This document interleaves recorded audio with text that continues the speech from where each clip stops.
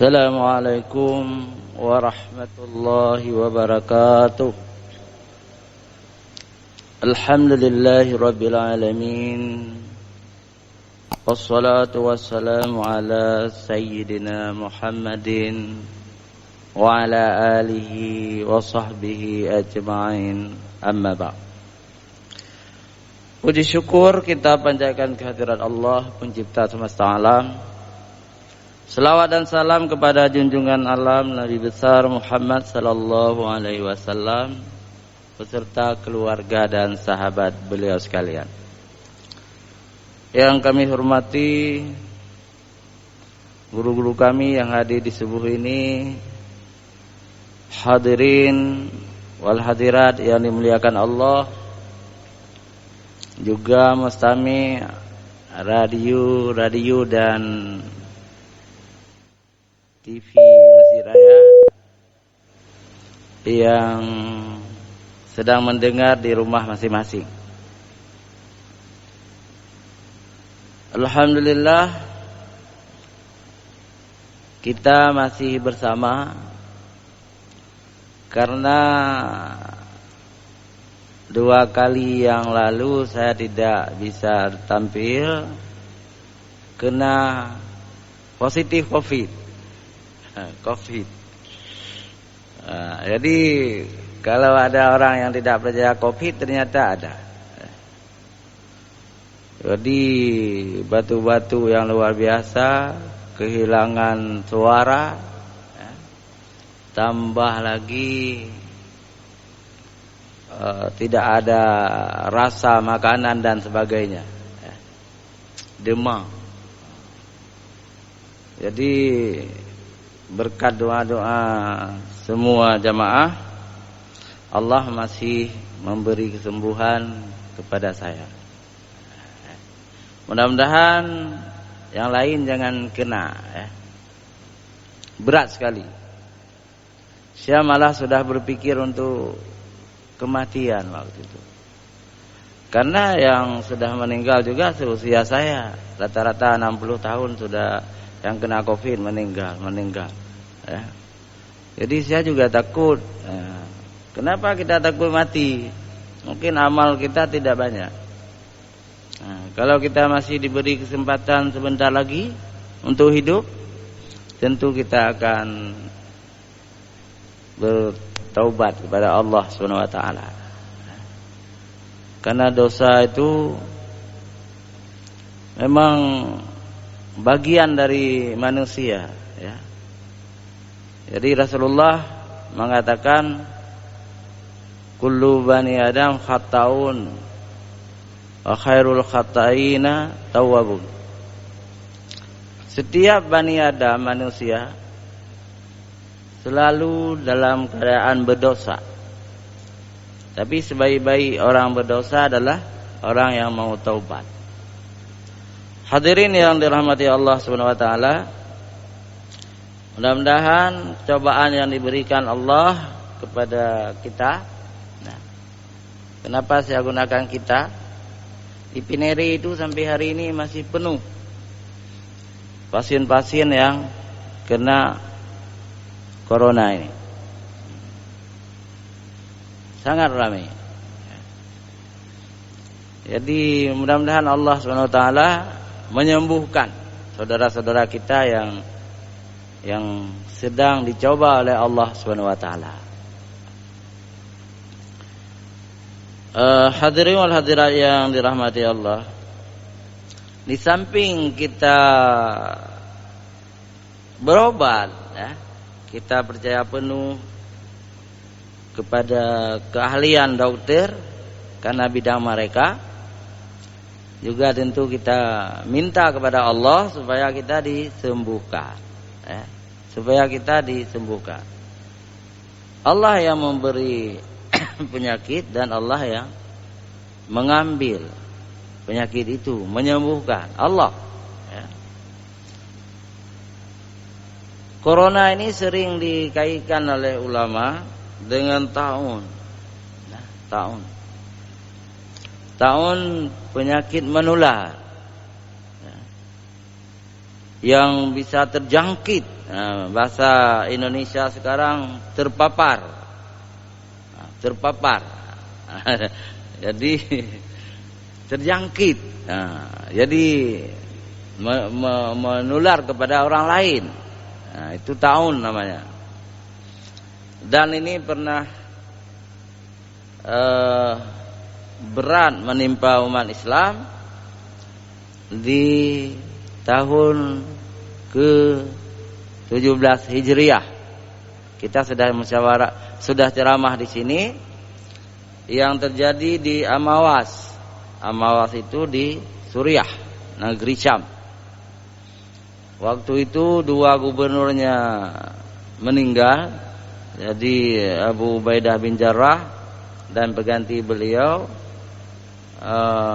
Sa'ad Mu'ad bin Jabal. Malah ada yang menyebutnya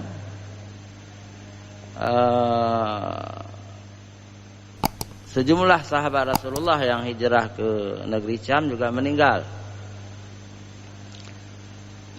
Termasuk muadzin Rasulullah, Bilal bin Rabah, meninggal juga kena penyakit taun. Menurut Ibnu Katsir, seorang ulama sejarah dan ahli tafsir, taun di Amawas itu menewaskan 35.000 orang Islam. 35.000. Padahal tahun Amawas itu hanya 3 tahun. Hanya 3 tahun. 17 Hijriah, 18 Hijriah, dan 19 Hijriah. 3 tahun. Menewaskan 350.000. Banyak sekali. Oh, bukan 35.000. 35.000, maaf, 35.000. Jadi ketika sekarang menimpa kita dengan nama baru, corona misalnya atau Covid, ya, juga berlaku hadis-hadis yang sudah ada, ya. Jadi salah satu hadis dari Rasulullah sallallahu alaihi wasallam, orang-orang yang meninggal karena taun itu mendapat pahala syahid. Masuk surga. Kalau begitu alhamdulillah, misalnya kita senang kan. Tetapi orang semacam kita kan tidak ada jaminan masuk surga. Ini masalahnya. Orang-orang sekarang enggak ada jaminan lagi masuk surga. Orang-orang yang masuk surga kriterianya ada, orang beriman kepada Allah Subhanahu wa taala, berakhlak mulia, beribadah sesuai dengan sunnah, tidak suka bid'ah dan macam-macam. Itu kriteria. Tetapi untuk kita tunjukkan si fulan isi surga, itu tidak boleh.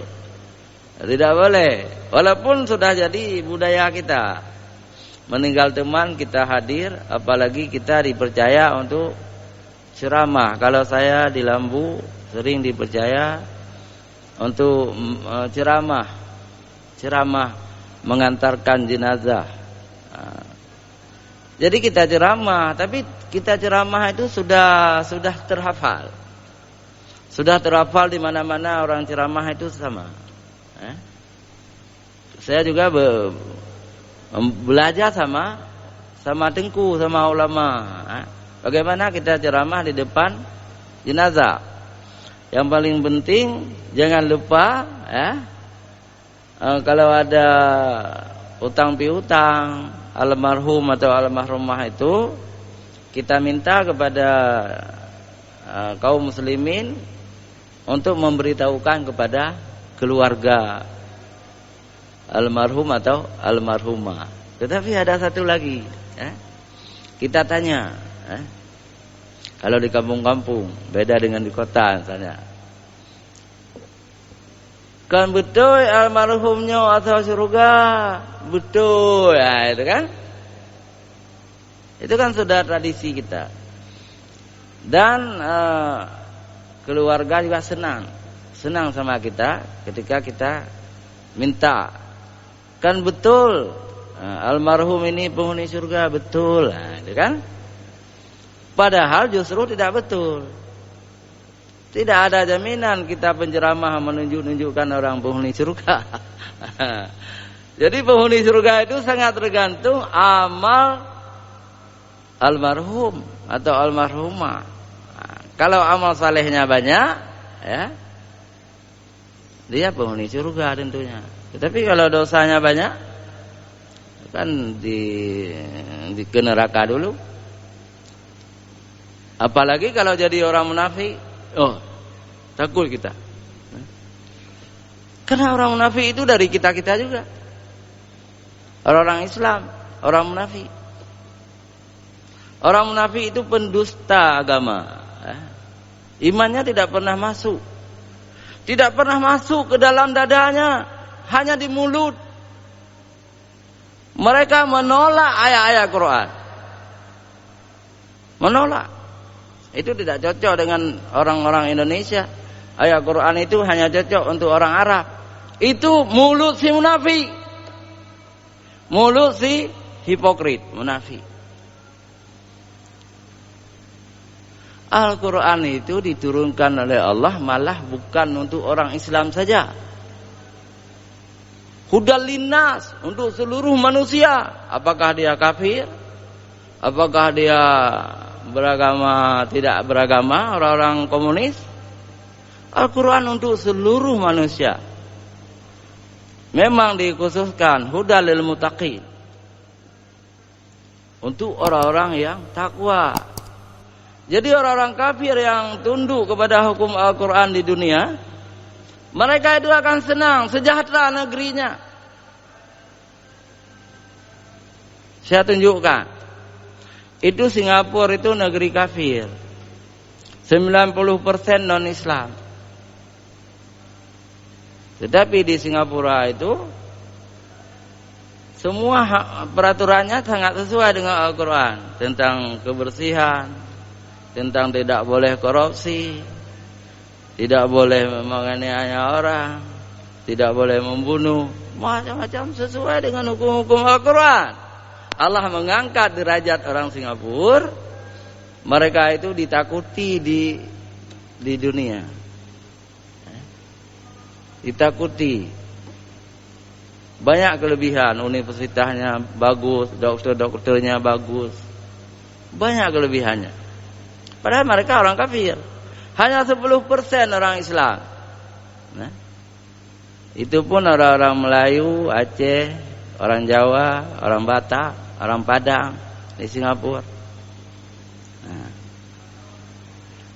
tapi yang memimpin negara Singapura itu orang non-Islam. Tapi sekarang presidennya orang Islam. Presidennya perempuan, Halimah apa?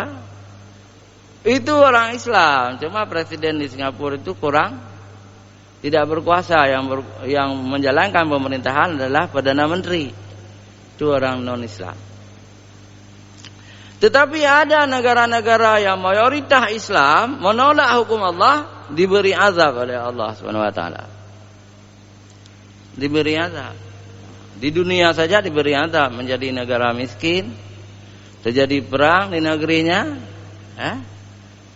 terjadi macam-macam lah seperti di Timur Tengah itu.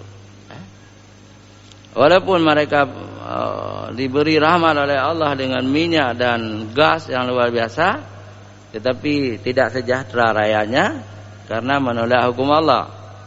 Contohnya Irak sekarang ini, juga Suriah sekarang ini, perang, tumbuh perang di situ karena menolak hukum Allah. Tapi ada juga yang dibiarkan oleh Allah, menolak hukum Allah, tidak diberi azab, belum. Akan diberi juga. Kalau semakin jauh kita dengan hukum Allah, akan diberi azab oleh Allah Subhanahu wa taala.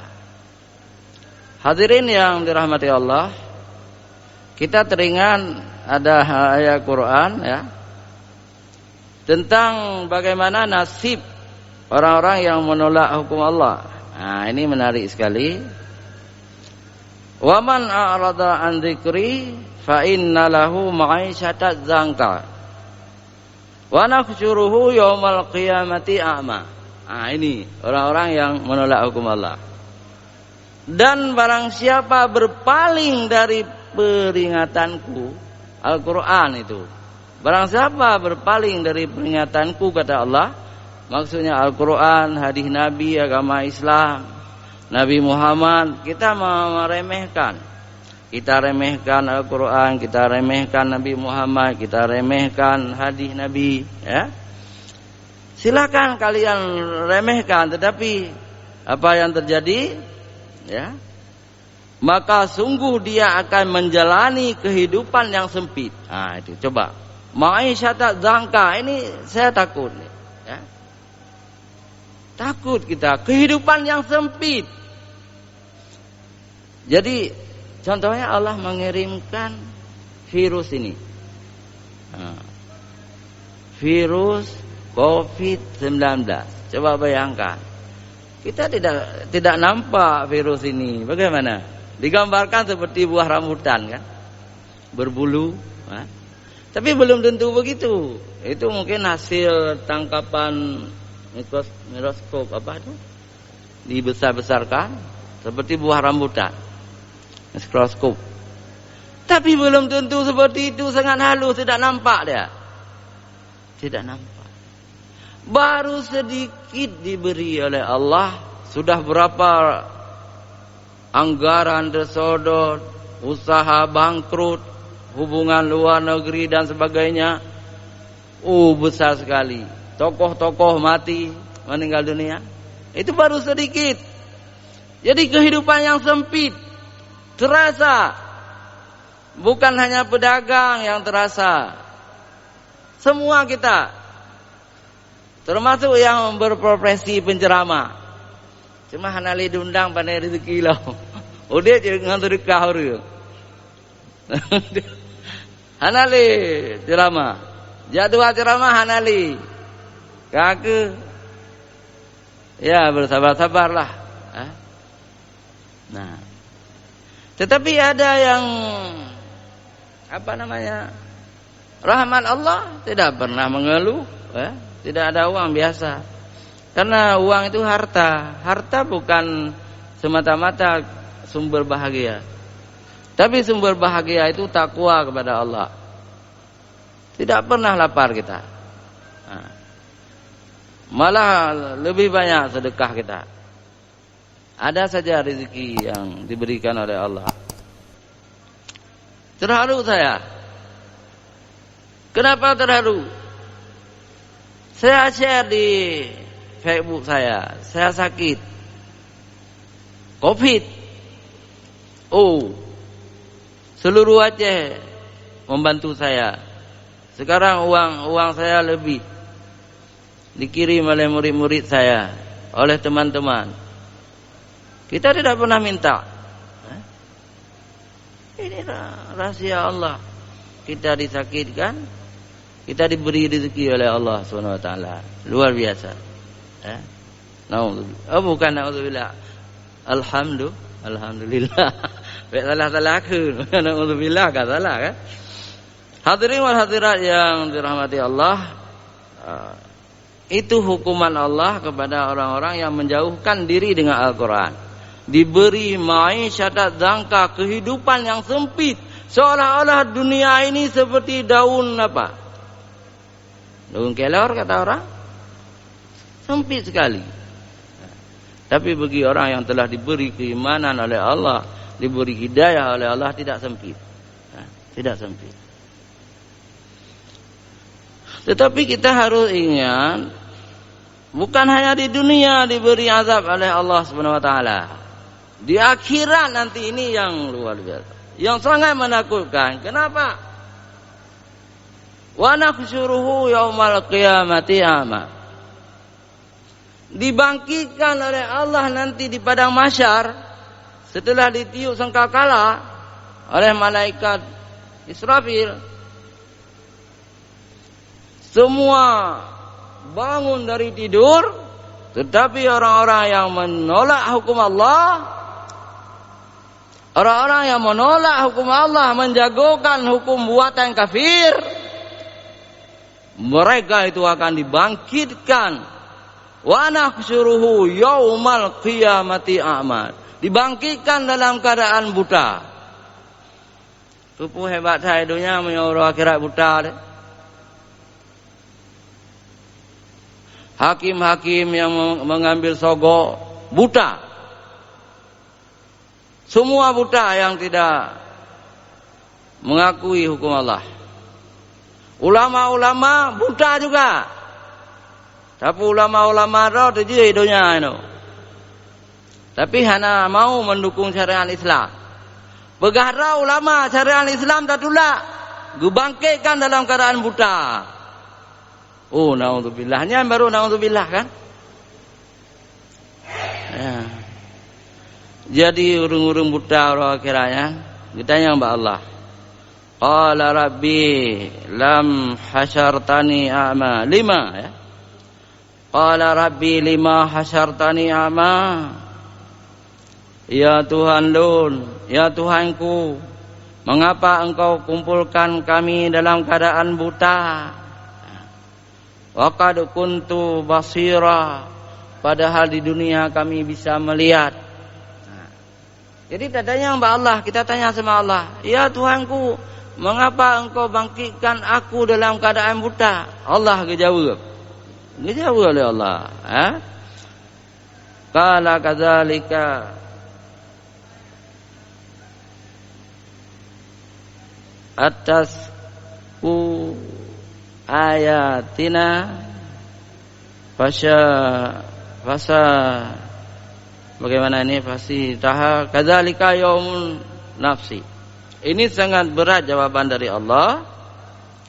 Allah berfirman, demikianlah dahulu telah datang kepadamu ayat-ayat kami. Ayatina, ayat-ayat kami. Tetapi kamu mengabaikannya. Hana tidak mau kamu pakai ayat-ayat kami.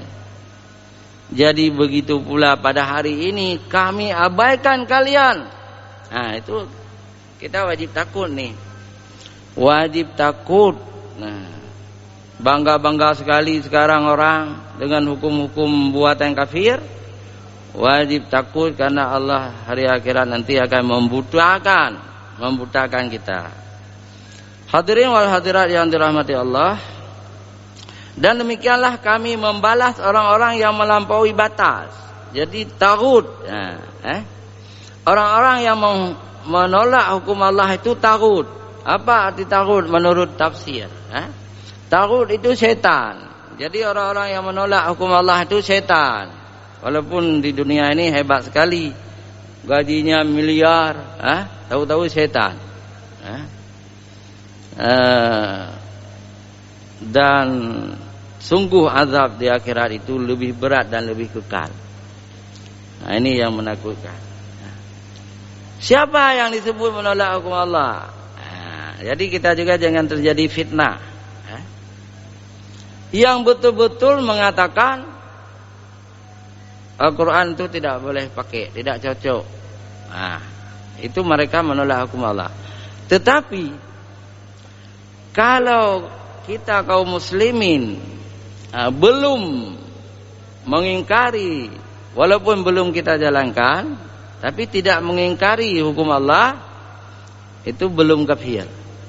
Mungkin sejarah berdirinya republik ini bukan hanya orang Islam, tetapi ada juga orang-orang non-Islam. Jadi dipilihlah wasatan, jalan tengah. Dibuatlah Undang-Undang Dasar 45. Tetapi kalau kita membaca Undang-Undang Negara Republik Indonesia, tidak satu pasal pun, tidak ada satu ayat pun yang bertentangan dengan hukum Allah. Tidak. Hukum Allah. Memelihara anak yatim, hukum Allah. Memberi makan orang miskin, hukum Allah. mengakui adanya orang-orang non-Islam, Kristen, Buddha, Hindu, itu masih sesuai dengan hukum Allah, masih sesuai.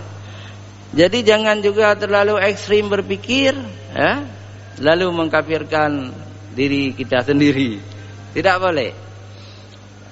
Kalau Undang-Undang Dasar 45 dan Pancasila ini dijalani dengan baik, sesuai dengan apa namanya, perumusnya orang-orang Islam semua kan, orang-orang Islam semua, termasuk salah seorang putra Aceh, Mr. Muhammad Hasan. Maka kita tinggal di Indonesia ini beriman bertakwa kepada Allah, kita masuk surga. Masuk surga. Hadirin wal hadirat yang dirahmati Allah, kalau hakim-hakim Indonesia perlu tidak dibutakan hari akhirat, wajib menghukum secara adil. Nah, begitu juga semuanya harus takut kepada Allah, karena hidup di dunia ini tidak lama, kemudian kita mati. Kalau kita dekat dengan Allah, tunduk kepada agama Allah, tunduk kepada hukum Allah, kita akan mati dalam keadaan beriman dan bertakwa kepada Allah Subhanahu wa taala. Jangankan orang Indonesia yang 90% Islam, di dunia kita termasuk negara Islam. Kita hidup di negara non-Islam saja, kalau kita beriman kepada Allah Subhanahu wa taala juga masuk surga. Misalnya kita hidup di Singapura, hidup di Tokyo, hidup di Amerika, di Australia, beriman kepada Allah Subhanahu wa taala, juga dia akan diberikan surga oleh Allah Subhanahu wa taala. Hadirin wal hadirat yang dirahmati Allah, inilah yang mampu kami sampaikan pagi ini. Mudah-mudahan berguna bagi kita semua. Hadanallahu wa iyyakum ajma'in. Wassalamualaikum warahmatullahi wabarakatuh.